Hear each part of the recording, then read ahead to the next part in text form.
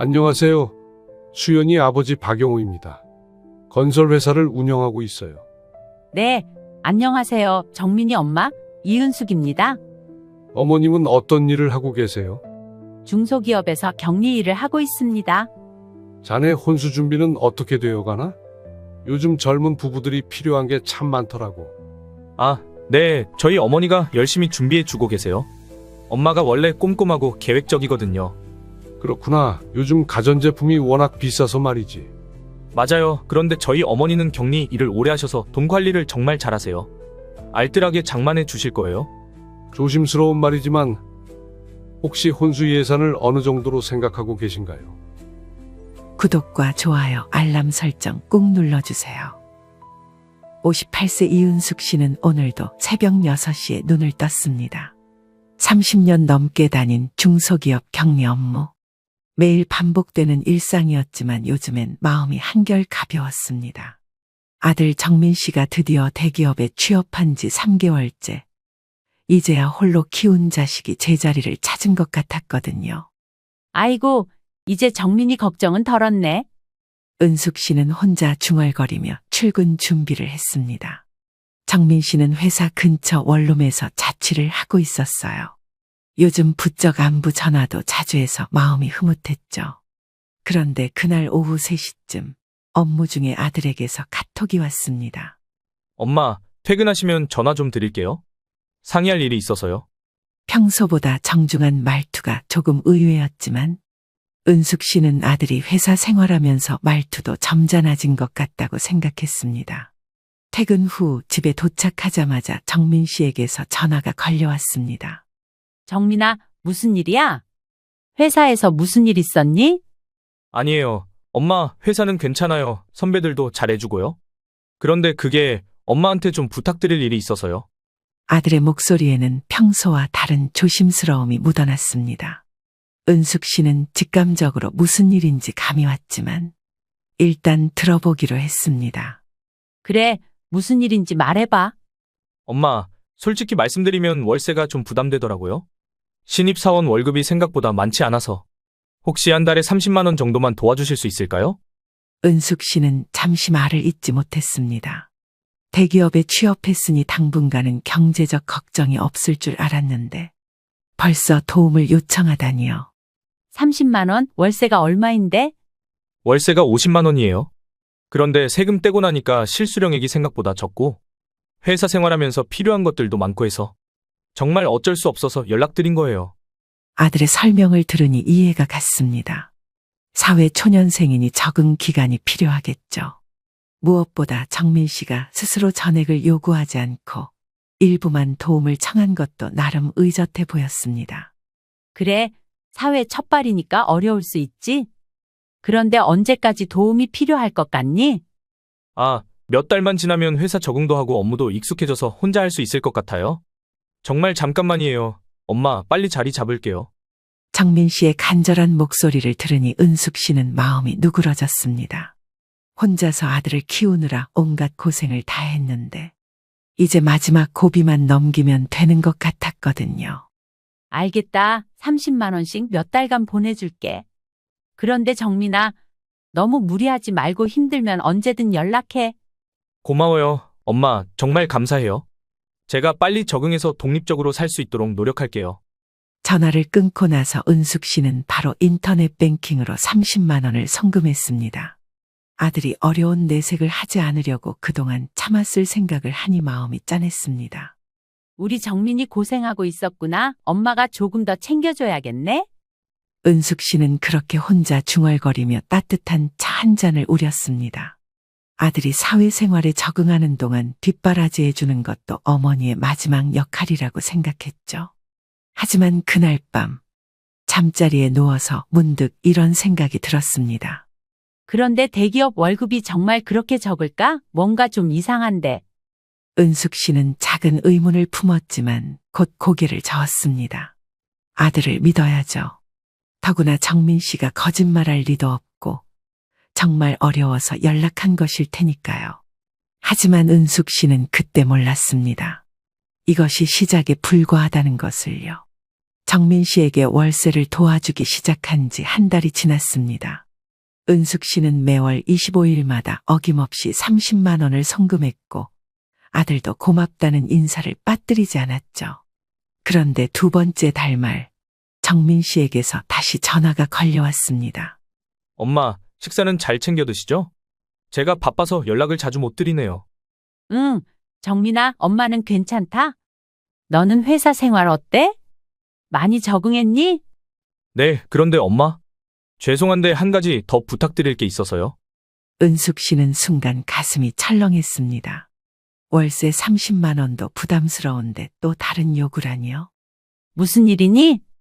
회사에서 팀 회식이랑 동호회 활동이 생각보다 많더라고요. 그리고 정장이랑 구두도 몇 벌 더 사야 하고 생활비가 20만 원 정도 더 필요해요. 은숙 씨는 잠시 말을 잇지 못했습니다. 월세 30만 원에 생활비 20만 원까지 벌써 50만 원이 되어버렸거든요. 20만 원 더? 정민아, 그럼 너는 한 달에 얼마나 써? 엄마, 회사 다니면서 인간관계도 중요하잖아요. 선배들이랑 어울리지 않으면 나중에 승진에도 영향이 있을 수 있고 이것도 투자라고 생각해 주세요. 아들의 말에 일리가 있어 보였지만 은숙 씨는 뭔가 석연치 않았습니다. 그래도 20만 원이면 적지 않은 돈인데. 너 월급이 정확히 얼마니? 엄마, 그런 거 따지지 말고요. 제가 자리 잡으면 다 갚아드릴게요. 지금은 정말 필요해서 그러는 거예요. 정민 씨는 구체적인 월급액은 말하지 않았지만 간절한 목소리였습니다. 은숙 씨는 고민 끝에 20만 원을 추가로 보내주기로 했습니다.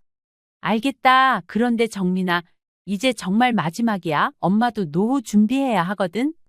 네, 알겠어요. 정말 감사해요, 엄마. 하지만 그로부터 3주 후 또다시 정민 씨에게서 연락이 왔습니다. 이번에는 문자로 먼저 양해를 구했죠. 엄마, 갑자기 급한 일이 생겨서 연락드려요. 통화 가능하실 때 전화 주세요. 은숙 씨는 불길한 예감이 들었습니다. 설마 또 돈 얘기일까요? 퇴근 후 정민 씨에게 전화를 걸었습니다. 정민아, 무슨 급한 일이야?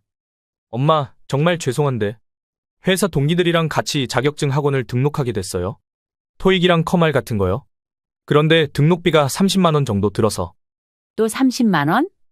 은숙 씨의 목소리에는 당황스러움이 묻어났습니다. 엄마, 이건 정말 필요한 투자예요. 요즘 회사에서도 자격증 있는 사람들이 인정받고 없으면 뒤처져요. 동기들은 다 등록했는데 저만 안 하면. 정민아, 그런데 네가 벌써 한 달에 50만 원씩 받고 있잖니? 거기에 또 30만 원이면. 이건 일회성이에요. 엄마, 자격증은 한 번만 따면 되는 거니까. 그리고 나중에 승진하면 연봉도 오르고 그때 다 갚아드릴게요. 은숙 씨는 깊은 한숨을 쉬었습니다. 아들 말이 틀린 건 아니지만 자꾸만 늘어나는 요구들이 부담스러웠죠. 정민아, 엄마가 벌써 너에게 많이 도와줬잖니? 이제 좀 조절해서 살면 안 될까? 엄마, 저도 좋아서 이러는 거 아니에요. 정말 어쩔 수 없어서 부탁드리는 거예요. 회사 생활이 생각보다 돈이 많이 들어요. 결국 은숙 씨는 또다시 30만 원을 보내주었습니다. 하지만 이번에는 마음이 무거웠습니다. 자신의 월급 절반 가까이를 아들에게 주고 있었거든요. 이제 정말 끝이야. 정민아, 엄마도 생활이 있다. 네, 알겠어요. 정말 마지막이에요. 전화를 끊고 나서 은숙 씨는 가계부를 들여다봤습니다. 자신의 용돈은 물론이고 적금까지 줄여가며 아들을 도와주고 있었습니다. 그런데 과연 이게 맞는 걸까요? 은숙 씨는 처음으로 아들에 대한 의구심을 품기 시작했습니다. 대기업 다니는 애가 정말 이렇게 돈이 없을까? 뭔가 이상한데. 하지만 그때까지도 은숙 씨는 몰랐습니다. 정민 씨의 요구는 이제 겨우 시작에 불과했다는 것을요. 은숙 씨는 점점 빠듯해지는 생활에 한숨이 늘어갔습니다. 그런데 어느 토요일 오후 정민 씨에게서 뜻밖의 연락이 왔습니다. 엄마, 오늘 저녁에 시간 되세요? 중요한 얘기가 있어서 직접 만나서 말씀드리고 싶어요. 평소 전화로만 연락하던 정민 씨가 직접 만나자고 하니 은숙 씨는 심장이 두근거렸습니다. 혹시 회사에서 무슨 일이라도 생겼나 싶어서요. 그래, 우리 집으로 올래? 엄마가 정민이 좋아하는 갈비찜 해놓을게. 아니에요. 엄마, 밖에서 만나요. 제가 맛있는데 예약해놨어요. 회사 사람들이랑 갔던 곳인데 고급지고 아주 좋더라고요. 유명한 사람들도 많이 오고 비싼 값을 하는 것 같더라고요. 그래서 엄마도 드셔보시면 좋을 것 같아서요. 정민 씨가 직접 식당을 예약했다는 말에 은숙 씨는 조금 의외였습니다. 요즘 돈이 부족하다고 했는데 어떻게 식당을 예약했을까요? 그래? 그럼 어디서 만날까? 강남에 있는 한정식집이에요. 좀 좋은 곳인데 오늘은 제가 대접하고 싶어서요. 은숙 씨는 궁금증이 더욱 커졌습니다. 매달 도움을 받으면서도 비싼 한정식집을 예약한다니 뭔가 앞뒤가 맞지 않았거든요. 저녁 7시 강남의 한정식집에서 정민이와 마주 앉은 은숙 씨는 아들의 표정이 평소보다 밝다는 걸 느꼈습니다. 정민아, 무슨 좋은 일이라도 있니? 표정이 좋은데? 엄마, 사실 엄마께 말씀드리고 싶은 게 있어서요. 그런데 먼저 음식부터 시키고 얘기할게요. 정민 씨는 메뉴판을 보며 능숙하게 주문했습니다. 특선 코스의 술까지 총 15만 원이 넘는 주문이었죠. 은숙 씨는 속으로 놀랐지만 내색하지 않았습니다. 정민아, 그래서 무슨 일이야? 엄마가 궁금해 죽겠다. 엄마, 저 결혼하기로 했어요. 은숙 씨는 젓가락을 든 손이 멈췄습니다. 갑작스러운 결혼 소식에 당황스러웠거든요. 결혼? 언제부터 만난 사람이 있었니? 엄마한테 한마디도 안 했잖아. 회사 동기예요. 수연이라고 정말 좋은 사람이에요. 엄마가 마음에 들어 하실 거예요. 정민 씨의 환한 미소를 보니 은숙 씨도 마음이 따뜻해졌습니다. 아들이 좋은 사람을 만났다니 얼마나 다행인지요. 그래, 축하한다. 그런데 언제 결혼할 생각이니? 6개월 후에요. 수연이 부모님께서 빨리 하라고 하셔서요. 수연이네 아버지가 회사 사장님이시거든요. 은숙 씨는 고개를 끄덕였습니다. 좋은 집안 딸과 결혼한다니 아들이 참 복이 많다는 생각이 들었죠. 아, 그렇구나. 그럼 상견례는 언제 할 거니? 다음 달에 할 예정이에요. 그런데 엄마, 그 전에 준비할 게 좀 있어서요. 정민 씨의 말투가 조금씩 조심스러워지는 것을 느낀 은숙 씨는 직감적으로 알았습니다. 또 돈 얘기구나. 뭘 준비한다는 거니? 혼수요. 엄마, 수연이네 집에서 혼수는 저희 쪽에서 준비하는 걸로 하자고 하셨거든요. 가전제품이랑 가구, 그런 것들이요. 혼수라, 그럼 얼마나 들어? 요즘 신혼 가구 준비하려면 2천만 원 정도는 들어요. 냉장고, 세탁기, 에어컨, 소파, 침대 다 새 걸로 해야 하거든요. 은숙 씨는 숨이 막히는 기분이었습니다. 2천만 원? 정민아, 그건 너무 큰 돈이야. 엄마가 어떻게 그런 돈을. 엄마, 요즘 결혼이 다 이래요. 수연이네 집에서 신혼집 마련해 주신대요. 수연이 명의로 사두신 집이긴 하지만 저희 신혼집으로 주신다고 그러셨고요. 그러니까 저희가 혼수 2천만 원 정도 준비하는 게 당연하죠. 아무것도 안 해가면 이상하니까요. 정민 씨는 마치 당연한 일인 양 말했지만 은숙 씨에게는 큰 돈이었습니다. 그런데 정민아, 너도 3년 동안 월급 모았을 텐데 그걸로는 안 돼? 엄마, 제가 사회 나온 지 얼마 안 됐는데 무슨 돈이 있어요? 그리고 지금까지 생활하느라 다 썼고요. 은숙 씨는 어이가 없었습니다. 그동안 매달 80만 원씩 받아가면서 한 푼도 모으지 않았다는 뜻이니까요. 한 달에 50만 원씩만 모았어도 3년이면 2천만 원 가까이 되는 금액이었습니다. 한 푼도 모으지 않았다는 건 은숙 씨 입장에서 말이 안 되는 것과 같았죠. 정민아, 그럼 네가 그동안 받은 월급은 다 어디에 썼니? 엄마, 지금 그런 얘기가 중요해요. 혼수 준비가 급한데 다음 달까지 상견례 전에 대충 계획이라도 세워야 하거든요. 정민아, 2천만 원은 엄마한테 너무 큰 돈이야. 다른 방법을 생각해 보면 안 될까? 엄마, 다른 신랑들 어머니는 다 해주시는데 저희만 안 하면 수연이가 창피하잖아요. 엄마도 며느리 얼굴에 먹칠하고 싶지 않으시겠죠? 그 말에 은숙 씨는 할 말을 잃었습니다. 아들이 결혼을 빌미로 자신을 압박하고 있다는 생각이 들었거든요. 그날 밤 집에 돌아온 은숙 씨는 잠을 이룰 수 없었습니다. 당장 큰 돈을 어떻게 마련해야 하는지 앞길이 막막했거든요. 그러다 상견례를 한 주 앞둔 어느 날, 은숙 씨는 혼수 준비 때문에 고민이 깊어졌습니다. 결국 적금을 해지하고 퇴직금 중 일부까지 손대서 겨우 800만 원을 마련했죠. 정민 씨에게 사정을 설명하니 뜻밖의 반응이 돌아왔습니다. 800만 원이요? 엄마, 그럼 나머지는 어떻게요? 정민아, 엄마가 지금 할 수 있는 최선이야. 나머지는 조금씩 마련해 볼게. 에이, 상견례에서 그런 얘기 나오면 어떡해요? 수연이 부모님이 물어보시면 뭐라고 대답할 거예요? 정민 씨는 800만 원도 고마워하기보다는 부족한 부분만 걱정했습니다. 은숙 씨는 서운했지만 내색하지 않았죠. 그래도 성의는 보이지 않니? 혼수가 전부는 아니야. 엄마, 요즘은 그런 게 아니에요. 수연이네 집에서 저희를 어떻게 볼까요? 상견례 당일 은숙 씨는 평소 아껴두던 정장을 꺼내 입었습니다. 서울 시내 고급 호텔 레스토랑에서 만나기로 했거든요. 예비 사돈들과 마주 앉은 은숙 씨는 첫인상부터 위축될 수밖에 없었습니다. 안녕하세요. 수연이 아버지 박영우입니다. 건설회사를 운영하고 있어요. 네, 안녕하세요. 정민이 엄마, 이은숙입니다. 어머님은 어떤 일을 하고 계세요? 중소기업에서 격리 일을 하고 있습니다. 예비 사돈들이 미소를 지으며 고개를 끄덕였지만 은숙 씨는 뭔가 평가받는 기분이었습니다. 식사가 시작되자 예비 사돈이 정민 씨에게 말을 걸었습니다.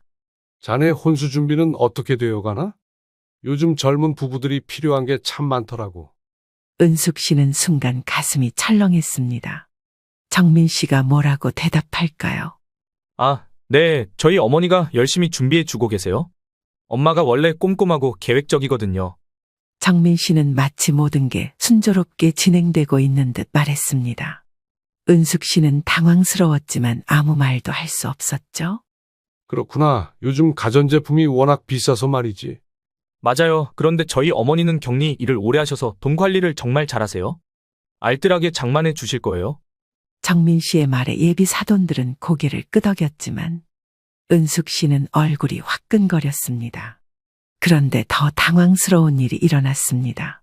조심스러운 말이지만 혹시 혼수 예산을 어느 정도로 생각하고 계신가요? 저희가 신혼집 가전제품 정도는 참고로 알고 있으면 좋을 것 같아서요. 예상했던 질문이 나왔습니다. 은숙 씨는 입술을 꾹 깨물었죠. 아, 그게요. 1,000만 원 정도로 생각하고 있습니다. 은숙 씨는 800만 원보다 조금 더 큰 숫자를 말했지만 상대방의 표정이 미묘하게 변하는 걸 느꼈습니다. 주눅이 들어서 그런지는 모르겠지만 그게 전부라고 말하는 것 같았습니다. 아, 그렇군요. 요즘 기본 가전제품만 해도 1,500만 원은 넘게 들어가는데 나머지는 자네가 준비하는 건가? 아, 제가 좀 더 도와드리려고 하고 있습니다. 정민 씨는 어색하게 웃으며 대답했지만 예비 사돈들의 시선이 차가워지는 걸 느낄 수 있었습니다. 그런데 자네, 회사 생활은 어때? 적응 잘하고 있지? 네, 다행히 잘하고 있어요. 엄마 덕분에 경제적으로 여유가 있어서 회사 일에만 집중할 수 있거든요. 그 말에 은숙 씨는 깜짝 놀랐습니다. 자신이 매달 80만 원씩 지원해 주는 걸 마치 당연한 일이냥 말하다니요. 정민아, 그건? 엄마, 괜찮아요. 어차피 가족끼리 도와주는 거 당연한 거잖아요. 정민 씨는 은숙 씨의 말을 자르며 태연하게 말했습니다. 예비 사돈들은 그 모습을 지켜보며 무언가 생각에 잠긴 듯했죠. 상견례가 끝나고 집으로 돌아가는 길, 정민 씨가 은숙 씨에게 말했습니다. 엄마, 오늘 좀 어색했죠? 다음부터는 더 당당하게 말씀하세요. 우리가 꿀릴 거 없잖아요. 은숙 씨는 어이가 없었습니다. 당당할 게 뭐가 있다는 걸까요? 그날 밤 은숙 씨는 오늘 일을 곱씹어 봤습니다. 상견례가 끝난 지 일주일 후 정민 씨에게서 다시 연락이 왔습니다. 이번에는 평소와 달리 직접 은숙 씨의 집으로 찾아왔죠. 엄마, 저 들어왔어요. 정민아, 갑자기 웬일이야? 연락도 없이? 급한 일이 있어서요. 앉아서 얘기해요. 정민 씨의 표정이 평소보다 심각해 보였습니다. 은숙 씨는 불길한 예감이 들었죠. 무슨 일이니? 혹시 상견례 때문에 뭔 일 있었니? 그것도 있고. 엄마, 솔직히 말씀드릴게요. 신혼여행비가 추가로 필요해요. 신혼여행비? 그건 또 뭐야? 수연이가 유럽으로 신혼여행 가고 싶어 해요. 근데 그게 700만 원 정도 들어요. 안 그래도 아버님이 신랑 측에서 신혼여행은 책임져야 하는 거 아니냐고 하시더라고요. 자기들이 집을 해오는데 혼수랑 신혼여행 정도는 해야 하는 게 맞지 않냐고요. 은숙 씨는 어이가 없었습니다. 혼수도 제대로 준비 못한 상황에서 또 700만 원이라니요. 700만 원? 정민아, 엄마가 지금까지 얼마나 도와줬는데 또 그런 큰 돈을. 엄마, 이건 진짜 마지막이에요. 신혼여행 끝나면 저도 정말 독립적으로 살 거예요.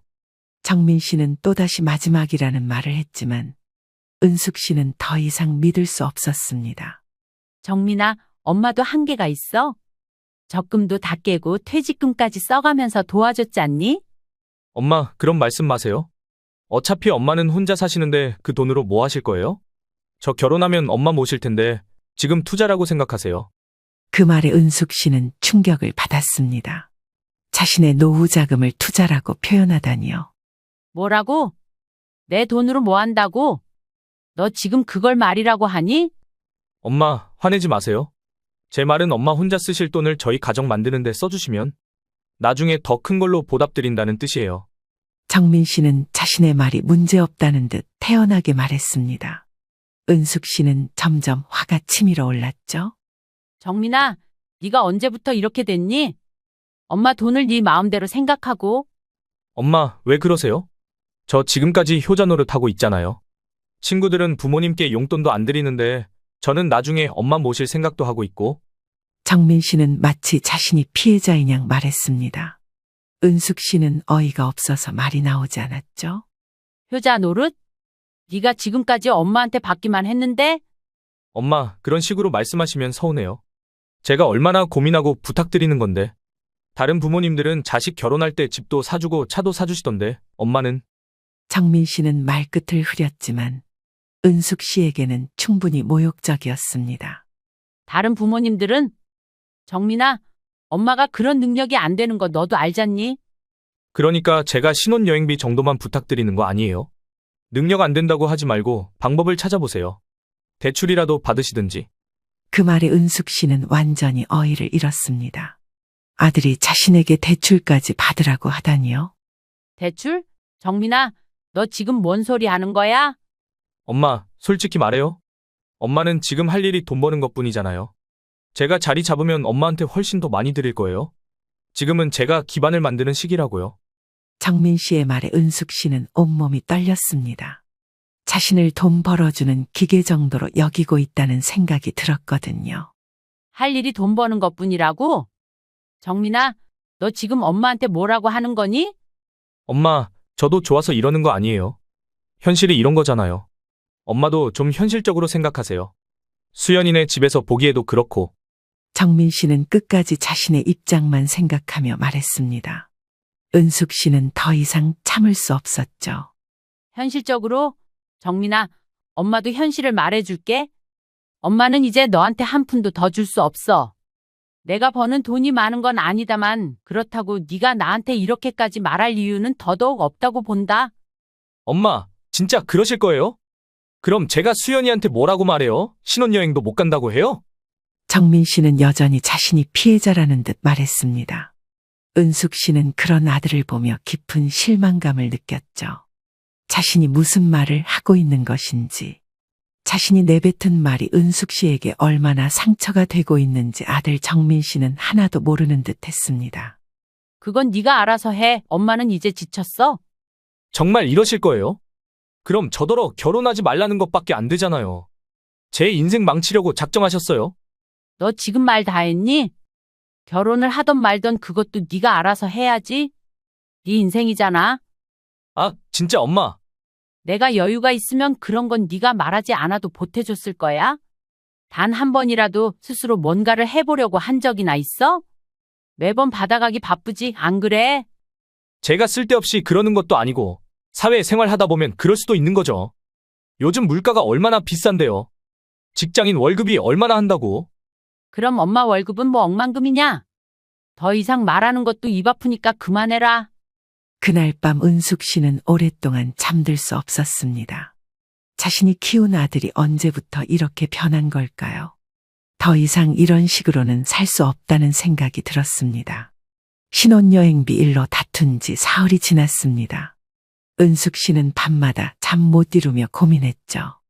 그러던 중 정민 씨에게서 문자가 왔습니다. 엄마, 결혼식이 다음 달인데 한번 만나서 얘기해요.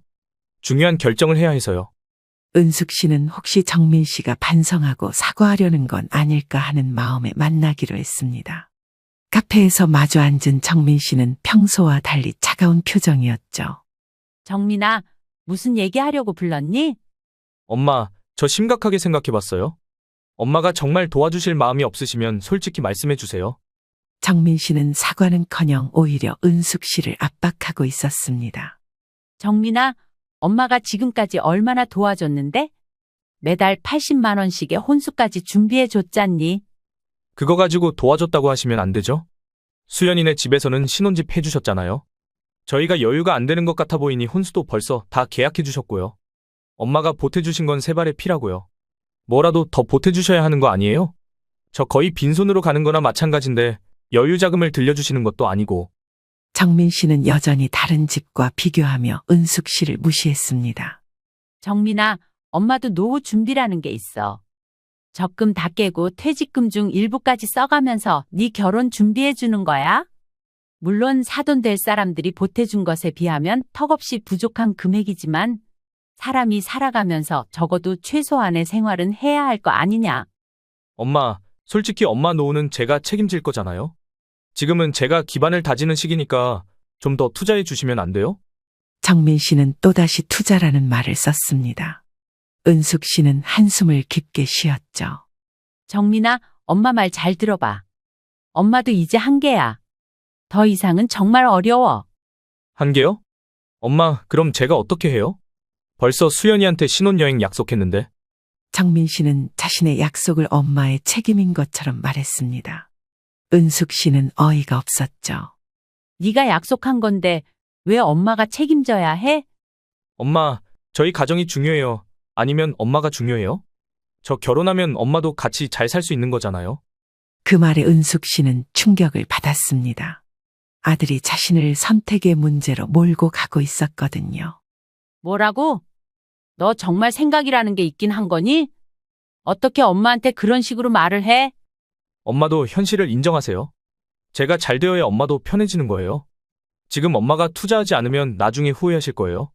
정민 씨는 협박하듯 말했습니다. 은숙 씨는 이런 아들이 낯설었죠. 정민아, 엄마를 협박하는 거니? 협박이 아니라 현실이에요. 엄마가 신혼여행비 안 주시면 수연이가 어떻게 생각하겠어요? 시작부터 이런 식이면 제 결혼 생활에 금이 가는 거예요. 정민 씨는 자신의 결혼 생활을 볼모로 은숙 씨를 압박했습니다. 정민아, 그럼 네 월급으로는 정말 안 돼? 네가 3년 동안 모은 돈은? 엄마, 아직도 그런 소리 해요? 제가 벌써 몇 번 말씀드렸잖아요. 사회생활 하는데 돈이 얼마나 들어가는데요? 정민 씨는 짜증 섞인 목소리로 말했습니다. 은숙 씨는 마지막으로 한 번만 더 설득해 보기로 했죠. 정민아, 엄마 말 잘 들어. 엄마가 지금까지 너한테 해준 게 얼마나 많은데. 조금만 이해해 줄 수 없을까? 이해요? 엄마, 진짜 웃기네요. 다른 어머니들은 자식 결혼할 때 집도 사주고 차도 사주는데 엄마는 신혼여행비 700만 원도 못 주겠다는 거예요? 정민 씨의 말에 은숙 씨는 완전히 실망했습니다. 끝까지 다른 집과 비교하며 자신을 비하하고 있었거든요. 정민아, 엄마가 그런 능력이 안 된다는 거 네가 제일 잘 알잖니? 능력 안 된다고 하지 말고 노력이라도 해보세요. 대출 받아서라도 해주세요. 정 안 되면 엄마 집이라도 담보로 잡고. 그 말에 은숙 씨는 온몸이 차가워졌습니다. 지난번에 이어 대출 이야기를 하더니 이번엔 대놓고 집을 담보로 잡으라니요. 집을 담보로? 정민아, 네가 지금 뭔 소리 하는 거야? 이 집이 어떤 집인 줄 알잖아. 엄마, 저도 절박해요. 결혼식도 한 달 남았는데 이런 식이면 정말 곤란해요. 도와주실 거면 도와주시고 아니면 결혼식에 오지 마세요. 네가 그렇게 말하면 안 되는 거지? 아, 그럼 뭐 어쩌자고요. 대책이 있어요? 그렇게라도 해야 결혼을 하던지 말던지 하죠. 도와주시지 못하실 거면 결혼식에 오지 마세요. 진심이에요. 정민 씨는 마침내 최후 통첩을 했습니다. 은숙 씨는 그 말을 듣는 순간 모든 게 끝났다는 생각이 들었죠. 결혼식에 오지 말라고? 네, 엄마가 도와주지 않으시면 오실 이유도 없잖아요. 어차피 수연이 부모님 앞에서도 창피할 뿐이고. 정민 씨의 차가운 말에 은숙 씨는 더 이상 아무것도 말하고 싶지 않았습니다. 한평생 아들을 위해 살아온 인생이 부정당하는 느낌이었습니다. 결혼식에도 오지 말라는 저 말이 참 쉬운 말이구나 싶었죠. 돈으로 마음을 전하고 진심을 표현해야 하는 현실이 안타까웠습니다. 은숙 씨는 아들의 말에 상처를 입고 말았습니다. 이제 정말 끝이었습니다. 내가 뭘 잘못했길래? 은숙 씨는 혼자 중얼거리며 집 앞 계단에 앉았습니다. 문득 정민 씨가 어렸을 때가 떠올랐어요. 아파서 끙끙거릴 때 밤새 간병하던 일. 학용품 사주려고 점심도 거르던 일들이 주마등처럼 스쳐갔습니다. 그땐 엄마가 세상에서 제일 좋다고 했는데 하지만 그 추억들도 이제는 아픔만 줄 뿐이었습니다. 잠시 생각을 하던 은숙 씨는 집 안으로 들어와 휴대폰을 꺼냈습니다. 그리고 천천히 정민 씨의 번호를 눌렀죠. 엄마, 결정하셨어요? 정민 씨는 전화를 받자마자 차가운 목소리로 물었습니다. 마치 은숙 씨가 굴복해서 연락한 줄 알고 있는 것 같았어요. 응, 결정했다. 그럼 신혼여행비 주실 거예요? 정민 씨의 목소리에는 당연히 그럴 거라는 확신이 담겨 있었습니다. 하지만 은숙 씨의 대답은 달랐죠. 아니야. 엄마는 네 결혼식에 안 갈 거야. 뭐라고요? 엄마, 농담이시죠? 정민 씨는 당황한 듯 물었지만 은숙 씨의 목소리는 지금까지와는 완전히 달랐습니다. 농담 아니야. 네가 오지 말라고 했잖니. 엄마도 그게 좋겠어. 엄마, 그건 엄마가 도와주지 않으시면 그렇다는 얘기였잖아요. 지금이라도 생각을 바꾸세요. 정민 씨는 여전히 은숙 씨가 결국 굴복할 거라고 생각하고 있었습니다. 정민아, 엄마 말 잘 들어. 엄마는 이제 너에게 단 한 푼도 줄 생각 없어. 그리고 너도 이제 내 아들 아니야. 엄마, 뭔 소리예요? 갑자기 왜 그러세요? 정민 씨의 목소리가 당황스러워졌지만 은숙 씨는 전혀 흔들리지 않았습니다. 갑자기가 아니야. 엄마가 얼마나 오래 참았는데 네가 엄마를 ATM 기계로 생각하는 거 다 알아. 엄마, 그런 게 아니라니까요. 저도 나중에 다 갚아드린다고 했잖아요. 갚아? 정민아, 네가 지금까지 엄마한테 고마워한 적이 한 번이라도 있었니? 은숙 씨의 질문에 정민 씨는 대답하지 못했습니다.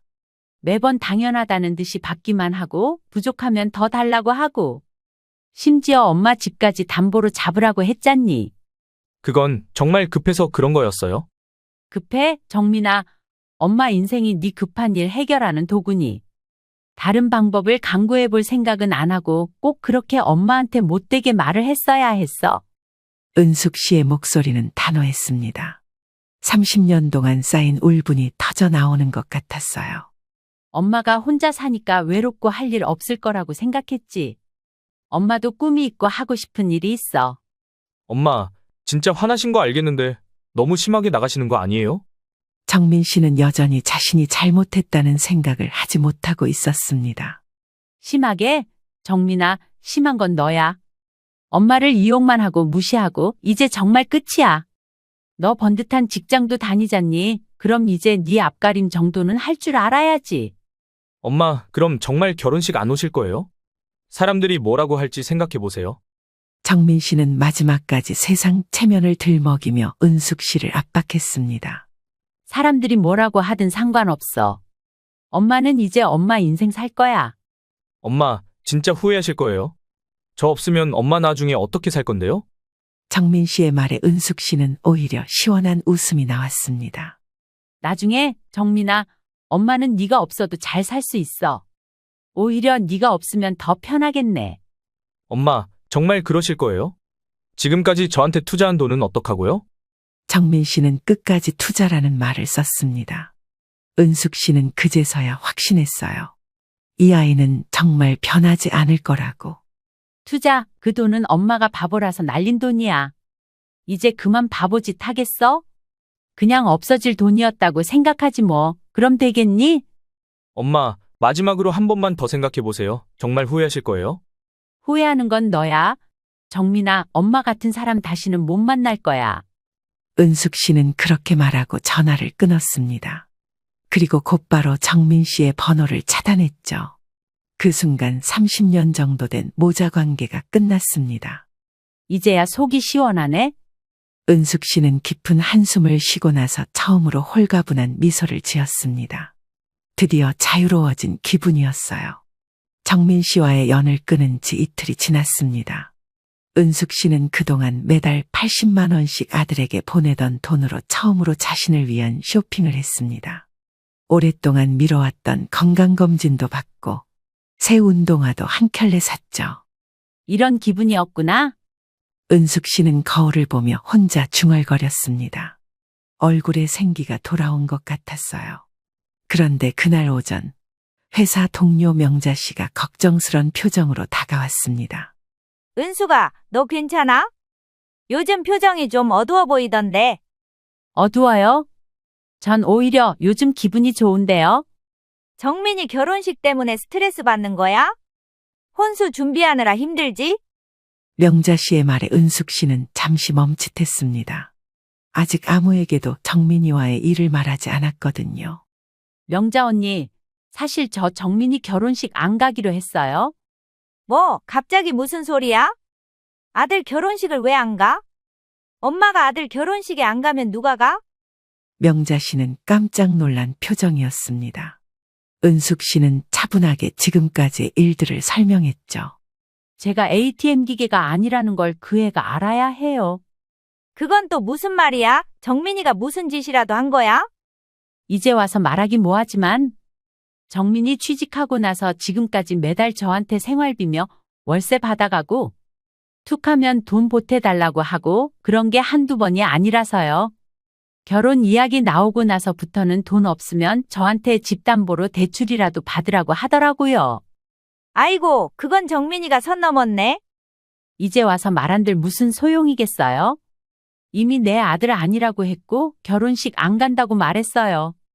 하든지 말든지 지가 알아서 하겠죠?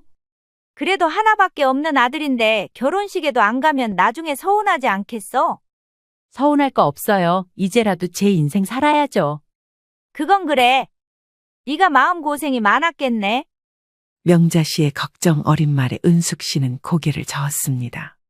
아니에요. 전 지금이 제 인생에서 가장 시원한 시기예요. 30년 동안 눈치만 보며 살았는데 이제야 제 뜻대로 살 수 있겠어요. 그날 오후 은숙 씨는 점심시간에 근처 여행사에 들렀습니다. 어떤 여행 상품을 찾으세요? 제주도 3박 4일 패키지 있나요? 혼자 가는 거예요? 네, 있습니다. 이번 달 말에 출발하는 상품이 있는데 어떠세요? 은숙 씨는 주저하지 않고 여행을 예약했습니다. 평생 혼자 여행을 해본 적이 없었지만 왠지 모르게 설렜어요. 정민이 결혼식 날이네. 잘 됐다. 은숙 씨는 혼자 웃으며 여행 일정표를 들여다봤습니다. 그런데 일주일 후 예상치 못한 전화가 걸려왔습니다. 아들 정민 씨가 아닌 예비 며느리에게서였죠.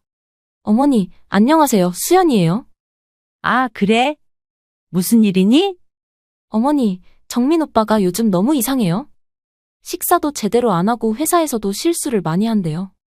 예비 며느리의 목소리에는 걱정이 가득했습니다. 그래서 나한테 전화한 거니?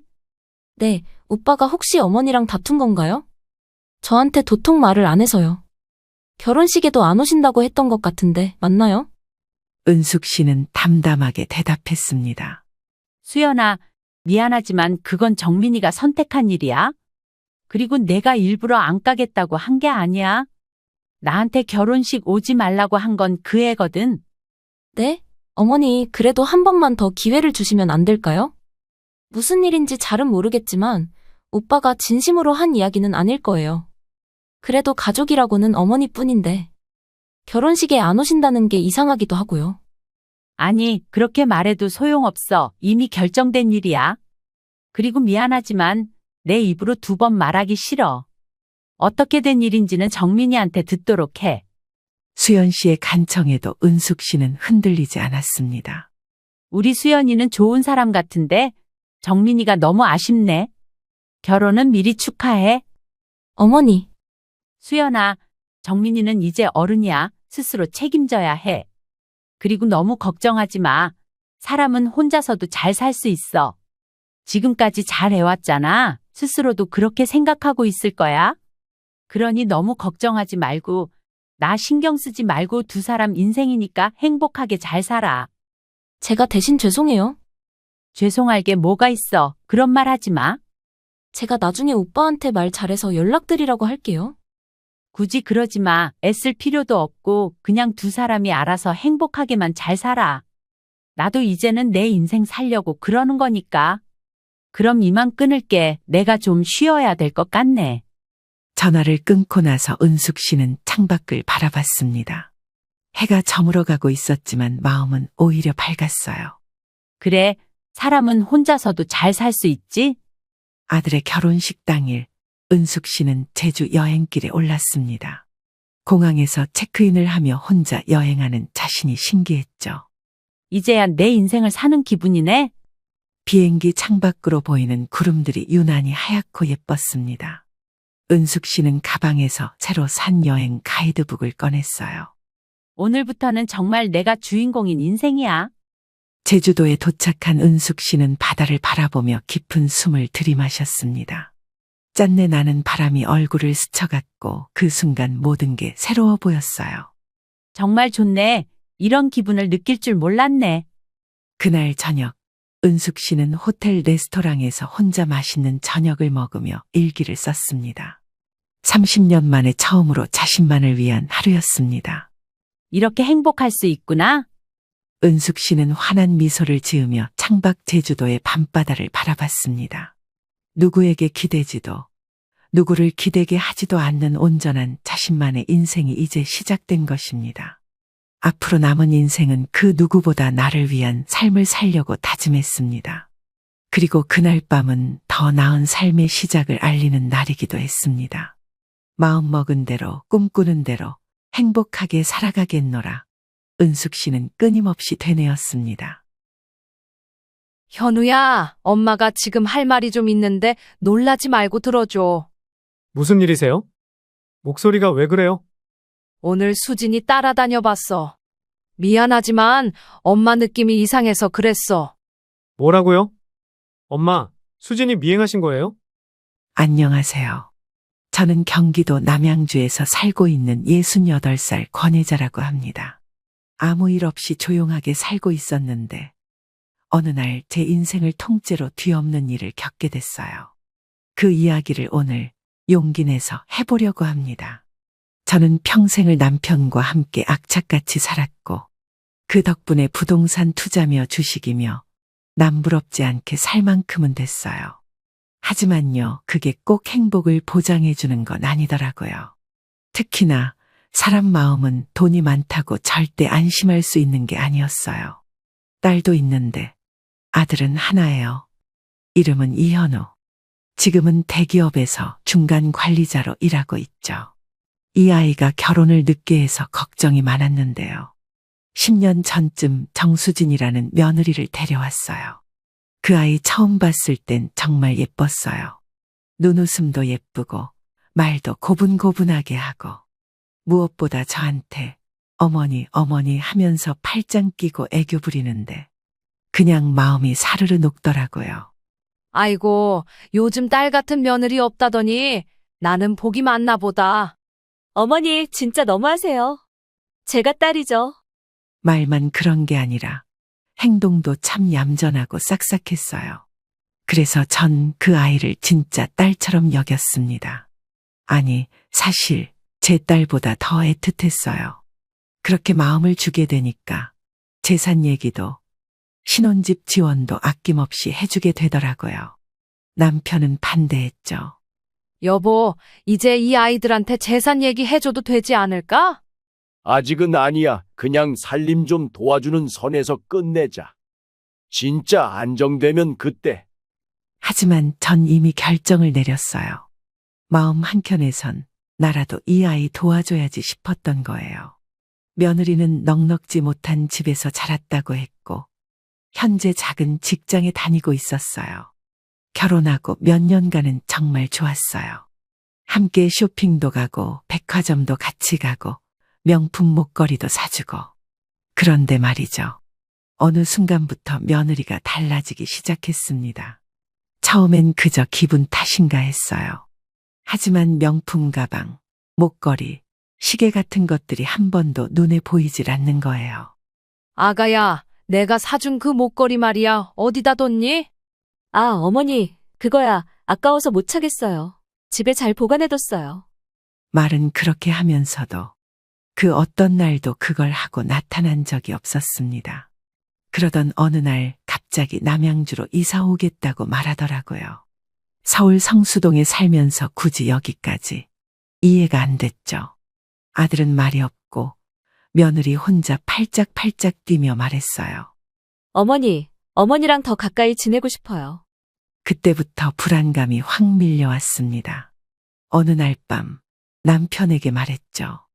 여보, 나 이상한 생각 하나 들었어. 또 뭘 고민하는 거야? 내가 그냥 우리 돈 다 떨어졌다고 말해보면 그 애가 어떤 반응을 보일까? 아니, 당신이 지금 무슨 쓸데없는 생각을. 걔가 얼마나 착한 애인데. 착한 애라는 걸 내가 한번 확인해보고 싶어졌어. 그날 밤 전 다짐했어요. 진짜 없는 것처럼 행동해보자. 그 아이가 어떤 반응을 보일지 확인해보자고요. 며칠 뒤 며느리한테서 연락이 왔어요. 어머니, 날씨 좋을 때 백화점 가요. 딱 이 타이밍이다 싶었습니다. 카페에 앉아 조심스럽게 말을 꺼냈습니다. 아가야, 우리 쇼핑은 당분간 쉬는 게 좋을 것 같구나. 엥? 어머니 무슨 일이세요? 사실 요즘 우리 형편이 좀 안 좋단다. 작은 제약 기업 주식에 크게 투자했는데 그게 거래 정지됐어. 현금 흐름이 지금은 좀 어렵다. 그 말이 끝나자마자 정수진 그 아이 얼굴이 싹 바뀌는 거 있죠. 눈빛이 딱딱해지고 입술을 꾹 깨물더니 목소리가 바뀌더라고요. 왜 그런 중요한 걸 미리 말씀 안 하세요? 저희가 계획 세우는데 영향이 큰데요. 그 순간 제 심장이 철렁 내려앉았습니다. 이 아이가 지금 돈이 없다는 말에 짜증을 낸 거야. 지금 생각해도 섬찟합니다. 그동안 보여주던 웃음, 애교, 손잡던 손길들. 그게 진심이었을까요? 그날 저는 깨달았습니다. 진짜 얼굴은 돈이 없을 때 드러난다는 걸요. 며느리 수진을 처음 만났을 때 정말 딸이 생긴 줄 알았습니다. 고운 말투, 따뜻한 손, 웃을 때마다 제 눈을 보던 그 아이. 혼수며 신혼집까지 아낌없이 해줬고 재산 얘기도 처음으로 꺼냈습니다. 그땐 진심이었어요. 이 아이만은 나를 속이지 않을 거라고 믿었습니다. 그날 카페에서 며느리의 표정을 보고 충격받았을 때 제일 먼저 떠오른 건 처음 그 아이를 만났던 날이었어요. 처음부터 믿은 건 아니었지만 그 아이가 웃으면서 저한테 어머니 하고 다가오던 순간이 아직도 눈에 선합니다. 아들이 여자친구를 데려온다고 했을 때 전 참 긴장했어요. 사실 아들이 40 될 때까지도 결혼 안 해도 되라고 해놓고 속으로는 도대체 언제쯤 좋은 애 하나 데려오려나 매일 기도처럼 바랬거든요. 그리고 마침내 만났던 날 안녕하세요, 어머님. 말씀 많이 들었어요. 너무 만나 뵙고 싶었어요. 처음부터 이렇게 밝은 목소리로 인사하는 걸 보고 저는 참 괜찮은 애다 싶었어요. 눈도 반짝이고 표정도 살아있고 무엇보다 아들이 그렇게 편안하게 웃고 있는 걸 처음 봤거든요. 그날 이후로 자주 만났어요. 같이 마트도 가고 커피도 마시고 백화점도 한 번 데려갔죠. 그랬더니 애가 말하더라고요. 어머니, 저 사실 엄마한테 이렇게 편하게 말한 적 거의 없어요. 그래? 왜? 무슨 일 있었어? 엄마가 좀 무뚝뚝한 편이었거든요. 그런데 어머니는 참 따뜻하세요. 그 말을 듣고 나니까 마음이 확 열리더라고요. 속으로 이런 생각까지 했어요. 내가 정말 좋은 딸 하나 얻었구나. 결혼 준비를 하면서 제가 뭘 빠뜨릴까봐 더 챙기게 됐어요. 신혼집은 당연히 저희가 해줬고 혼수도 며느리 손에 뭐라도 들려보내고 싶어서 혼자서 명품 매장까지 데려갔어요. 그때도 며느리는 이렇게 말했죠. 어머니, 그냥 이 가방 하나만 살게요. 너무 부담돼요. 그게 백화점 가서 고른 첫 명품 가방이었어요. 그걸 들고 입가에 미소 짓던 며느리 얼굴이 그땐 그렇게 예뻐 보이더라고요. 결혼식도 참 예뻤어요. 호텔 웨딩홀에서 했는데 친척들 다 오셔서 축하해 주시고 아들 얼굴에도 웃음꽃이 활짝 피었었죠. 그땐 정말 제 인생에서 그날만큼 기쁜 날이 또 있을까 싶었어요. 결혼 후 몇 개월이 지나면서 며느리는 집에도 자주 오고 혼자서 국도 끓이고 반찬도 담가오더니 저랑 같이 마당에 꽃도 심었어요. 어느 날은 이런 말도 했죠. 어머니, 저 정말 시집 잘 온 것 같아요. 저희 엄마도 이런 말 안 하셨거든요. 어머니는 진짜 엄마 같아요. 그 말을 들었을 땐 진짜 울 뻔했어요. 그 말 한마디가 너무 큰 위로였거든요. 그렇게 몇 년이 지났고 손녀도 생겼고 며느리랑 저랑 백화점 다녀온 횟수만도 손에 꼽을 수 없게 되었죠. 그런데 말이에요. 그 손에 들고 나간 가방, 목걸이, 구두. 그게 도무지 집안 어디에서도 안 보이기 시작한 거예요. 애한테 직접 물어봐도 대답은 늘 똑같았어요. 아깝잖아요. 어머니, 그냥 특별한 날에나 쓰려고요. 하지만 그런 특별한 날이 단 한 번도 오지 않았습니다. 그러다 갑자기 이사 얘기가 나왔어요. 서울에서 멀리 떨어진 남양주로 오겠다는 거죠. 그 이유도 좀 이상했어요. 어머니, 이사하면 더 자주 볼 수 있잖아요. 저 그냥 여기 살고 싶어요. 서아도 여기서 컸으면 좋겠고요. 겉으론 감동했지만 속으로는 의문이 들었어요. 저 아이가 왜 이렇게까지 나를 가까이 두려하지? 혹시 무언가를 기대하는 건 아닐까? 그런 생각이 들자 그동안 제가 해준 것들이 다 머릿속에서 스쳐 지나갔습니다. 혼수, 예물, 명품, 명절 선물, 아이돌 반지까지. 이건 정말 딸한테도 못해줄 만큼 해줬다고 생각했는데 정말 딸이라 생각해서 해준 거였어요. 제가 가진 걸 물려주고 싶었던 사람, 유일하게 정 붙였던 사람. 그게 수진이었거든요. 그런데 그 아이가 돈 없다는 말 한마디에 태도를 바꾼 걸 보고 나니 지금껏 제가 그려온 그림이 송두리째 무너진 느낌이었어요. 그날부터 저는 그 아이를 다른 시선으로 보기 시작했습니다. 앞으로는 제가 조금 더 날카롭게, 냉정하게 바라봐야겠다고 다짐했어요. 왜냐고요? 이젠 그 아이의 진짜 얼굴을 알아야 했으니까요. 그날 이후였어요. 돈 없다는 말 한마디에 수진이 표정을 바꾼 이후부터 저는 마음 깊숙이 불신이라는 씨앗을 심게 됐습니다. 처음엔 제가 잘못 본 건가 했어요. 기분 탓일 수도 있지 않냐고. 사람이라는 게 하루 기분 따라 반응이 달라질 수도 있는 거니까요.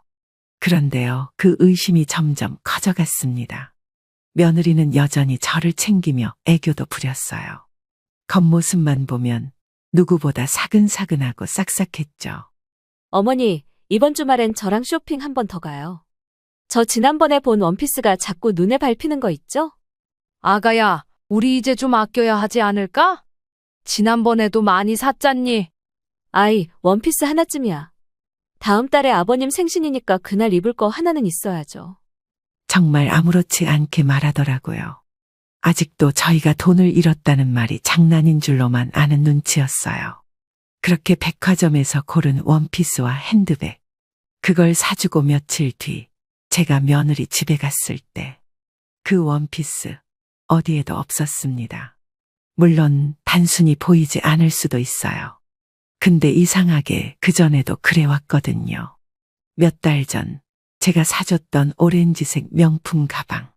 그 가방은 수진이 그 자리에서 포장도 안 뜯고 들었었거든요. 어머님, 진짜 예뻐요. 저 이 가방 평생 간직할 거예요. 그날 그렇게 눈물까지 글썽였던 그 아이가 그 가방을 단 한 번도 들고 나온 적이 없었어요. 혹시나 싶어서 조심스럽게 물어봤습니다. 아가야, 내가 전에 사준 그 오렌지색 가방 말이야. 잘 쓰고 있지? 아, 그거요? 네, 집에 잘 뒀어요. 스크래치 날까봐 평소엔 잘 안 들고 다녀요. 그때도 그렇게 웃으며 둘러댔습니다. 근데요, 거짓말이란 게 눈빛에 다 드러나더라고요. 그 아이 눈은 웃고 있었지만 입꼬리는 조금도 움직이지 않았어요. 그 순간 제 머릿속엔 하나의 생각이 떠올랐습니다. 혹시 얘가 그걸 다 팔았나? 처음엔 소름이 돋았어요. 하지만 갈수록 이 가정이 맞는 듯 했어요. 증거는 없지만 상식적으로 말이 안 되는 행동들. 그 모든 게 일관됐거든요. 그날 밤 남편에게 말했죠. 여보, 있잖아. 내가 사준 명품들 있잖아. 그거 하나도 못 봤어. 심지어 그날 사준 원피스도 없더라. 또 그런 얘기야. 당신 요즘 너무 예민해졌어. 아니, 이건 이상해. 내 눈이 헛것을 보지는 않거든. 남편은 한숨을 쉬며 고개를 젓기만 했어요. 사람을 못 믿는 제 모습이 낯설었던 모양이에요. 하지만 저는 확신했어요. 얘, 지금 내 돈을 다른 데에 쓰고 있구나. 그 확신이 생긴 다음부턴 수진의 행동을 하나하나 관찰했어요. 같이 쇼핑 가자고 했던 날, 며느리는 쇼핑 후 며칠씩 연락이 안 되는 경우도 있었고, 친정에 간다, 친구를 만나고 온다, 이런 말들이 많아지기 시작했어요. 그런데 웃긴 건 뭔지 아세요? 그 며칠 후면 꼭 돈 얘기가 나왔다는 거예요. 어머니, 혹시 이번에 이사하면서 인테리어 좀 하려고 하는데 제가 고른 소파가 좀 비싸더라고요. 제가 딸처럼 아껴서 손에 물 안 묻히게 해주고 무슨 날만 되면 엄마 생일 챙기듯 선물해줬던 그 아이.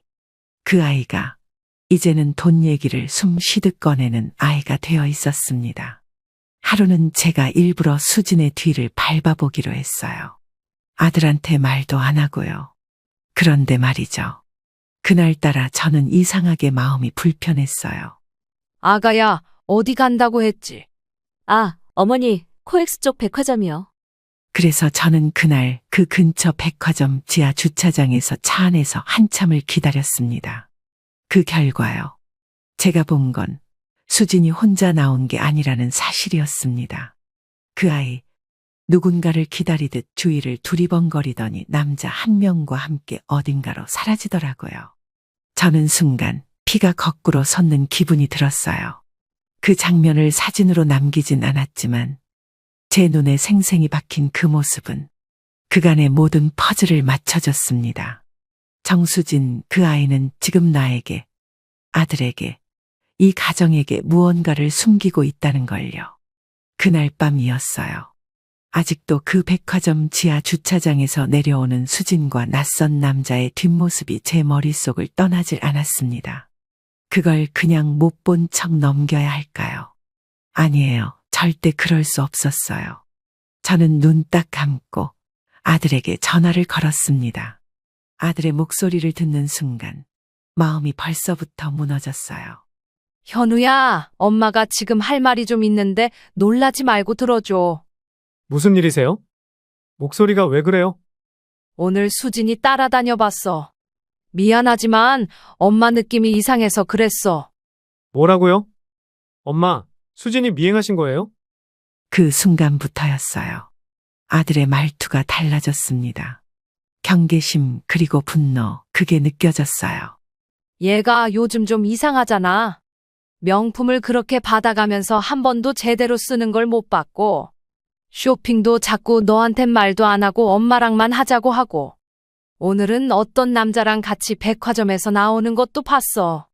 그게 왜 이상한 거예요? 요즘 젊은 사람들 중에 명품 아끼는 사람 얼마나 많은데요? 그리고 그 남자도 그냥 친구겠죠. 엄마, 너무 편견 갖고 보시는 거 아니에요? 이 말을 듣는데 정말 숨이 턱 막혔어요. 내가 뭘 잘못 본 걸까? 내가 이상한 사람 된 건가? 현우야, 그건 단순한 친구 사이가 아니었어. 분위기가, 그래, 엄마 직감이라는 게 있잖니? 엄마 직감이 틀릴 수도 있잖아요. 제 아내예요. 결혼한 지가 몇 년인데 엄마가 그렇게까지 나서시면 저도 마음이 복잡해요. 그 순간 제가 진짜 혼자라는 생각이 들었어요. 그렇게 평생 잘 키운 아들이 이럴 땐 아내 손을 들어주는구나 싶었죠. 그래, 너 마음도 알겠다. 하지만 엄마 말이 틀렸는지 확인은 해야 하잖니. 수진이가 그동안 쓴 돈도 카드 명세서도 너도 봐봐. 엄마, 지금 제 아내 도둑 취급하시는 거예요? 아들이 그렇게까지 나오니까 저는 더 이상 말을 이어갈 수가 없었어요. 전화를 끊고 나서 혼자 소파에 주저앉았는데 손이 덜덜 떨리더라고요. 그날 밤 잠을 한숨도 못 잤습니다. 눈을 감아도 수진의 차가운 표정이 자꾸 떠오르고 현우의 냉정한 말투가 귀에 울려 퍼졌어요. 다음 날 아침 수진은 아무 일도 없었다는 듯 식탁에 앉아 웃더라고요. 어머니, 오늘 날씨 진짜 좋아요. 현우랑 점심때 서아 데리고 근처 수목원 갈 건데 같이 가실래요? 저는 그냥 밥 숟가락만 들고 있었습니다. 속이 뒤집혀서 밥맛도 없었고요. 그런데 말이죠. 이쯤 되면 사람이 간을 보는 건지 진짜 뻔뻔한 건지 헷갈릴 정도였어요. 며칠 뒤였어요. 현우가 출근한 틈을 타 수진이가 또 말을 꺼내더군요. 어머니, 사실 말씀드릴 게 있어요. 저희 남양주에 이사 가기로 한 거 조금 예산이 초과됐어요. 그래서 혹시 어머니가 조금만 더 도와주실 수 없을까요? 그 말 듣는 순간 정말 귀를 의심했어요. 내가 전에 말했잖니. 이번엔 어렵다고. 우리가 투자한 것도 망했고 지금 현금화할 여유가 없어. 근데 어머니, 저희가 이번에 계약한 집, 중도금도 걸려있고 가구며 뭐며 다 바꿔야 하는데요. 그제야 진짜 본색이 드러나더군요. 너 그 돈 다 어디다 쓰고 있니? 명품도 없고 돈은 늘 부족하고 솔직히 말해봐. 수지는 얼굴이 굳더니 말문이 막혔어요. 잠시 정적이 흐르고 그 아이는 쿡쿡 웃기 시작했어요. 어머니, 이제 와서 왜 그러세요? 예전엔 그렇게 척척 사주시더니. 갑자기 왜요? 제가 뭐 잘못했나요? 이 말, 이 표정, 딱 그때 그 주차장 모습이 겹쳐졌어요. 정확히 가면을 벗은 그 순간이었죠. 그 이후로 수지는 더는 연기하지 않았습니다. 애교도 사라졌고 존댓말도 느슨해졌어요. 심지어는 아들 앞에서도 슬슬 제 말을 반박하는 기색을 보였고요. 그렇게 하루하루 저는 이 집안에서 점점 투명인간이 되어갔습니다. 그날 밤 남편이 저를 말없이 바라보더니 물었습니다. 당신 말이 다 맞았던 것 같아. 어떡할 거야? 이젠 현우가 눈치채야지. 난 내 할 만큼 했어. 수진이의 진짜 표정을 마주하고 그날 밤 저는 너무도 혼란스러웠어요. 아들에겐 당장 말할 수 없었죠. 아직도 며느리를 믿고 있는 아들 앞에서 그녀를 비난한다는 게 차마 어미 된 입으로 쉽게 할 수 있는 말이 아니었어요. 다음 날 아침 제가 눈을 뜨자마자 남편이 묻더군요. 당신 어제 얼굴이 안 좋던데 괜찮아? 아니야. 그의 말투가 너무 달라졌어. 사람 표정이 확 변했어. 이제 그만 믿어. 당신은 너무 오래 속았어. 남편 말이 정답이었어요. 근데 제가 믿고 싶지 않았던 거죠. 그게 잘못이라는 걸 지금에서야 알겠더라고요. 그날 저녁 아들이 퇴근해 돌아왔습니다. 그때서야 저는 결심했어요. 더는 미루면 안 되겠다 싶어서요. 현우야, 엄마가 말한 거 다시 생각해봐. 수진이 뭔가를 숨기고 있어.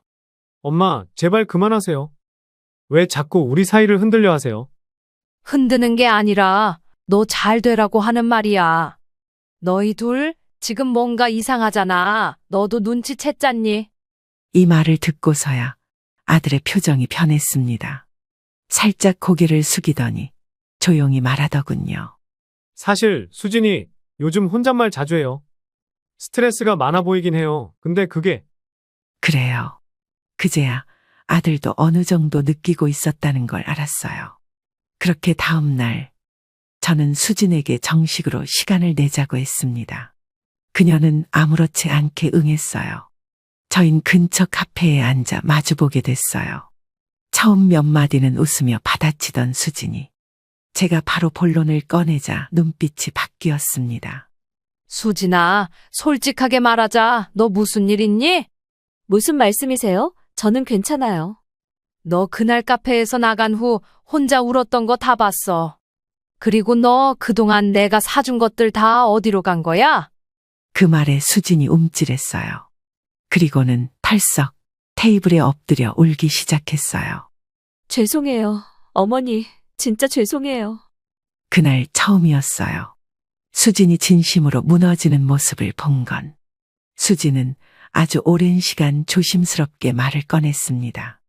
자신의 친정이 사실은 가짜라는 말부터요. 어릴 때 친엄마랑 아빠는 절 버렸어요. 맞고 굶고 그렇게 살다 도망쳤어요. 지금 아빠 엄마는 사실 그냥 친척이에요. 그때 저 데려가 준 거예요. 대신 조건이 있었어요. 제가 성공해서 결혼하면 그걸 갚으라고 했어요. 저는 말문이 막혔어요. 그럼 그 돈은 다 그 사람들이 가져간 거니? 네, 처음엔 명절에 인사하는 걸로 끝이었어요. 근데 점점 돈을 요구했어요. 처음엔 100만 원, 그 다음엔 500, 그 다음엔 1000만 원. 점점 더 협박처럼요. 그제야 모든 퍼즐이 맞춰졌어요. 수진이 왜 자꾸 명품을 사달라고 했는지, 왜 그렇게 이사 비용이 급하게 필요했는지, 왜 가방 하나 들고 다니는 걸 본 적이 없었는지. 그럼 그걸 왜 이제야 말했니? 나도 현우도 우린 네 편이었잖아. 무서웠어요. 어머니가 진실을 알면 저 버릴까봐. 그래요. 그 마음이 아예 이해 안 가는 건 아니었어요. 하지만 그래도 그렇게까지 거짓말을 할 필요는 없었잖아요. 그날 밤, 수지는 저희 집으로 돌아오지 않았습니다. 잠수였습니다. 전화도 꺼져 있었고요. 다음 날 아들이 수진이의 통장을 확인해 봤습니다. 그리고는 말없이 앉아 있다가 저를 보며 말했어요. 엄마, 수진이 우리 결혼하고 난 뒤로 거의 1억 가까운 돈을 현금으로 빼갔어요. 그 말을 듣고 저는 쓰러질 뻔했어요. 이게 현실일까 싶었습니다. 며느리가 집을 나간 지 일주일. 그 사이 제 마음은 하루에도 수십 번씩 뒤집혔어요. 미움이 올라왔다가 걱정이 뒤따르고, 그러다 또 분노에 휩싸였다가 결국은 울게 되더라고요. 그런 날들을 반복하던 어느 날 밤이었습니다. 시간은 새벽 2시를 넘기고 있었어요. 제 휴대폰이 조용히 진동을 울렸습니다. 발신자 정수진. 그 이름을 보는 순간 가슴이 철렁했어요. 어머님, 저예요. 괜찮으세요? 너 지금 어디니? 살아는 있는 거니? 저 너무 죄송해서요. 만나 뵙고 말씀드리고 싶어요. 저 마지막 부탁 하나만 드려도 될까요? 마지막 부탁이라는 말이 그렇게 낯설게 들릴 줄은 몰랐습니다. 다음 날 저희는 동네 외곽에 있는 조용한 카페에서 마주 앉았습니다.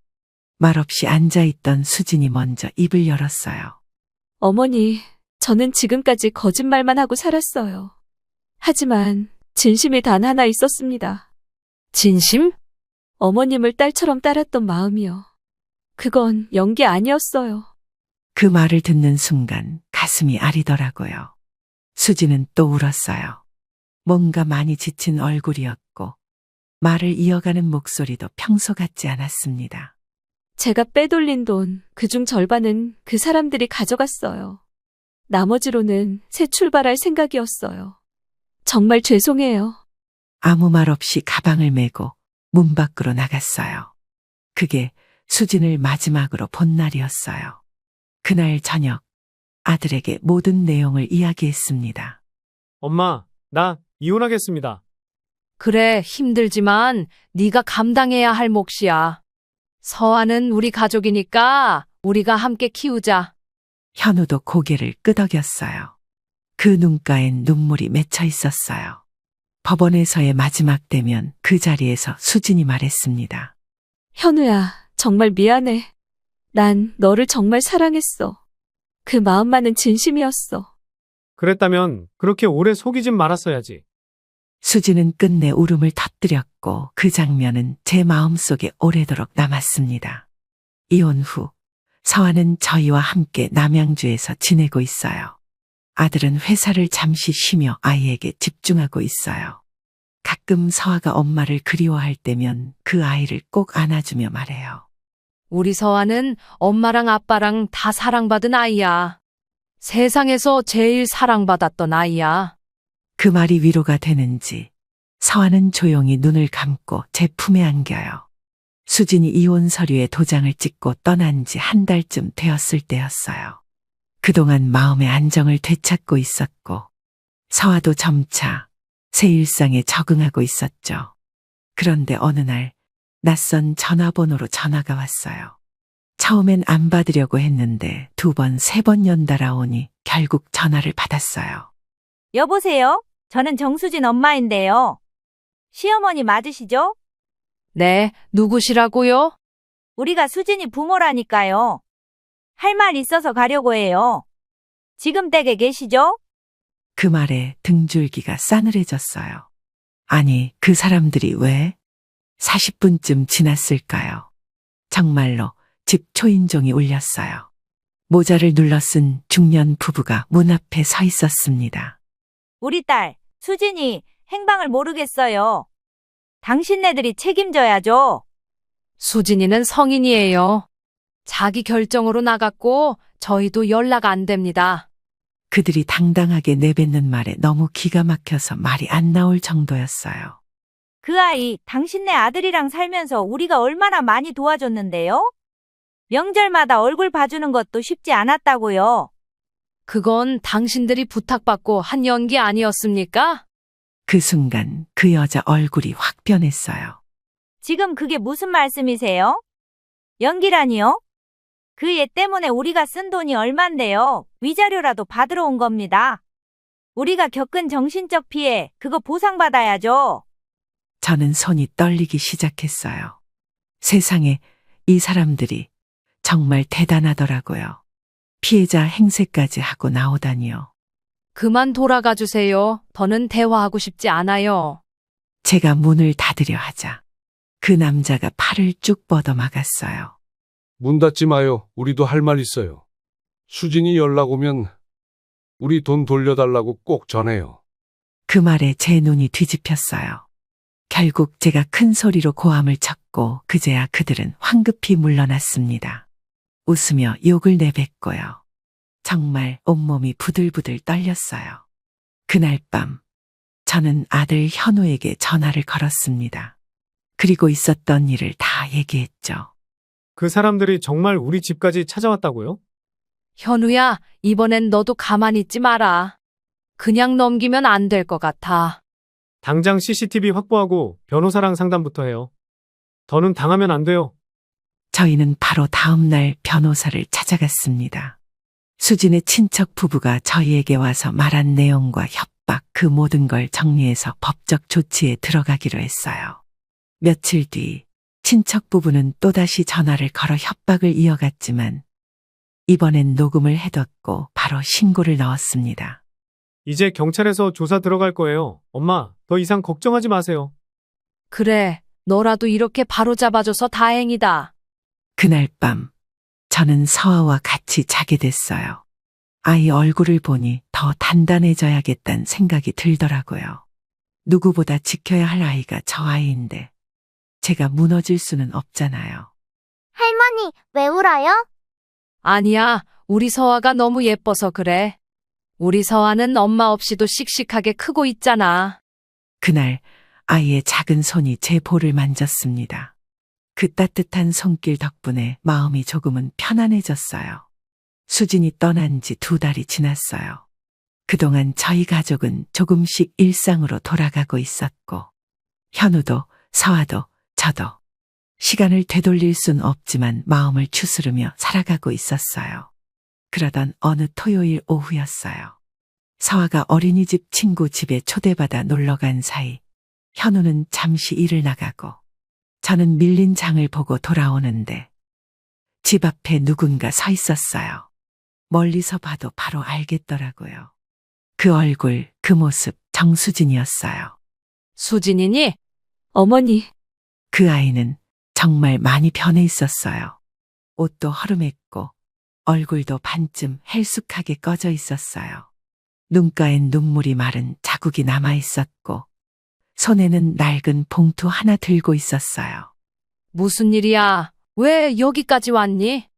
드릴 말씀이 있어서요. 잠깐이면 돼요. 저는 말없이 문을 열어주었어요. 이번엔 정말 무슨 말을 하러 왔는지 듣고 싶었거든요. 부엌 의자에 앉은 수지는 한참 동안 아무 말 없이 봉투를 만지작거리기만 했어요. 어디서 지냈니? 그동안? 아이는 계속 엄마 찾았단다. 제 말에 수진의 눈가가 다시 붉어졌어요. 정신 차리고 보니 제가 무슨 짓을 한 건가 싶더라고요. 그래서 다 돌려드리려고요. 수지는 봉투를 열어 안에서 종이 한 장을 꺼내 보여줬어요. 그건 모든 금전 반환 및 재산 포기 각서였습니다. 서명도 되어 있었고 인감도 찍혀 있었어요. 이건 제가 어머니께 받은 모든 걸 포기한다는 내용이에요. 이미 가져간 돈은 제가 다시 벌어서 갚을 수 있으면 갚겠다는 의미예요. 저는 손이 덜덜 떨렸어요. 그 종이를 보니 한편으론 너무 씁쓸했어요. 여기까지 와서 이걸 내민다는 게 그동안 얼마나 많은 생각을 했을까 싶더라고요. 그 종이 한 장이면 네가 했던 행동들 다 잊어달라는 말이니? 아니요, 절대요. 잊어달라는 게 아니에요. 다 안고 가려고요. 그래서 마지막으로 한 번만 서아 얼굴 보고 가도 될까요? 저는 그 말에 또다시 가슴이 무너졌어요. 하지만 곧 돌아올 서아를 생각하니 대답을 할 수가 없었어요. 넌 그 아이 앞에서 이제 어떤 말도 하면 안 돼. 그 아이는 네가 떠난 날부터 매일 밤 울면서 잠들었어. 무슨 말로도 그 시간 돌릴 수 없단다. 수지는 고개를 숙이고 말없이 눈물을 흘렸어요. 그래도 할머니가 아이를 그렇게 사랑해 주셔서 감사했어요. 저도 그걸 알았기에 도망친 거예요. 그 아이한테 해가 되기 전에. 어머니께도 죄송하고 너무 늦었지만 진심으로 사죄드리고 싶었어요. 저는 그 말을 듣고 그냥 조용히 물 한 잔을 건네주었어요. 그리고 한참 후 현우가 집에 돌아왔습니다. 수진? 현우야, 미안해. 정말 너무 미안해. 현우는 수진을 보자 말없이 한숨을 쉬었어요. 그 표정엔 원망도, 미움도, 그리고 안쓰러움도 섞여 있었어요.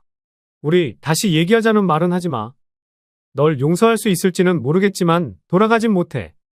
수지는 고개를 끄덕이며 마지막 인사를 건넸어요. 다시는 찾지 않을게. 아이, 잘 키워줘. 부탁이야. 그렇게 수지는 조용히 집을 나갔습니다. 그 뒷모습을 보며 저는 한참을 서 있었습니다. 그날 밤, 저는 종이 한 장을 손에 들고 잠을 이루지 못했어요. 이 아이가 정말 이 종이 한 장에 모든 걸 담은 걸까? 그럼 나는 이걸로 정말 끝을 낼 수 있는 걸까? 쉽게 답을 낼 수는 없었지만, 그래도 확실히 알 수 있었던 건 하나 있었어요. 그 아이는 진심으로 후회하고 있었다는 것. 수진이 마지막으로 다녀간 지 벌써 1년이 지났어요. 그동안 한 번도 연락이 없었고, 정말 약속대로 조용히 사라졌습니다. 아들 현우는 여전히 묵묵하게 회사와 육아를 병행하며 살고 있고, 저는 예전보다 자주 병원에 다니고는 있지만, 서아와 함께하는 하루하루에 감사하며 살고 있어요. 서아는 이제 초등학교에 입학했습니다. 어느새 제법 또랑또랑 말을 하고, 책도 곧잘 읽고 글씨도 예쁘게 쓰는 아이가 되었어요. 그런 아이가 어느 날 조심스럽게 저에게 종이 한 장을 내밀었어요. 할머니, 이건 엄마한테 편지 쓴 거예요. 혹시 엄마 오면 보여줄 수 있어요? 저는 순간 말문이 막혔습니다. 아직도 엄마를 기다리고 있었던 걸까요? 눈물이 울컥 차올랐지만 애써 삼켰습니다. 그래, 서아야, 할머니가 잘 간직하고 있을게. 서아는 고개를 끄덕이며 환하게 웃었습니다.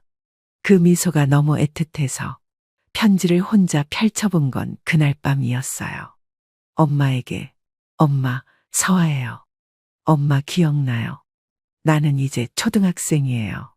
학교에서 글씨도 배우고 동화책도 읽어요. 우리 반 친구들은 엄마랑 손잡고 등교하는 애들이 많아요.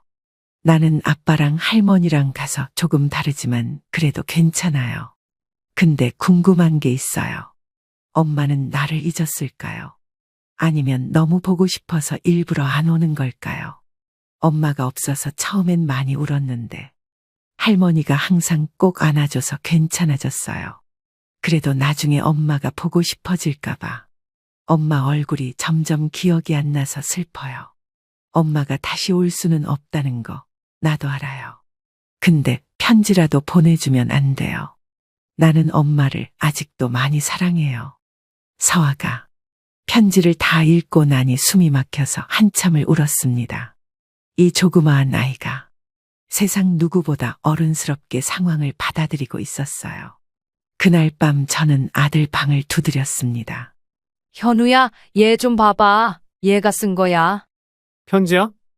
너무 잘 컸다. 우리 서아 엄마를 원망하지도 않아. 나보다 더 어른인 것 같아. 현우는 아무 말 없이 편지를 읽고 또 읽었어요. 그러더니 손으로 얼굴을 가리고 조용히 울기 시작했습니다. 엄마, 나 이 아이한테 무슨 말을 해줘야 할까?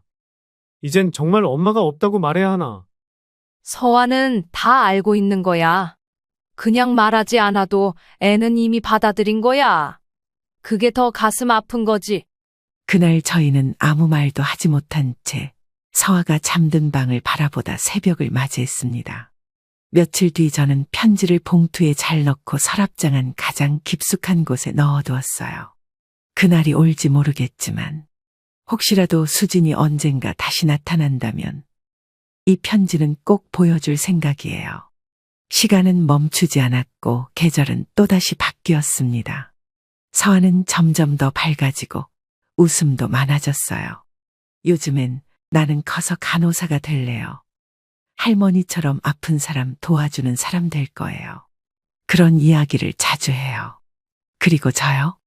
저는 이제 더 이상 딸처럼 여긴 며느리라는 말 쉽게 안 꺼낼 거예요. 세상에 진짜 딸 같은 며느리는 없다는 걸 가슴으로 배웠습니다. 하지만 또 반대로 진짜 엄마 같은 시어머니는 될 수 있다고 믿고 싶어요. 서아가 기억하는 할머니는 그저 잔소리 많은 노인이 아니라 항상 품에 안아주는 따뜻한 엄마였으면 좋겠거든요. 엄마 없이 크는 아이가 되지 않게 할머니가 2배로 사랑해줄게, 서아야. 이렇게 제 인생의 가장 깊은 상처였던 일이 서아의 한 통의 편지로 조금은 아물어가는 것 같았어요. 세상 모든 부모와 자식, 며느리와 시어머니가 진심 하나로 더 오래 더 따뜻하게 이어지기를 바라면서 제 이야기는 여기서 마무리할게요. 시청자 여러분, 이 이야기를 듣고 나서 어떤 생각이 드셨나요? 다양한 의견 댓글로 꼭 남겨주세요.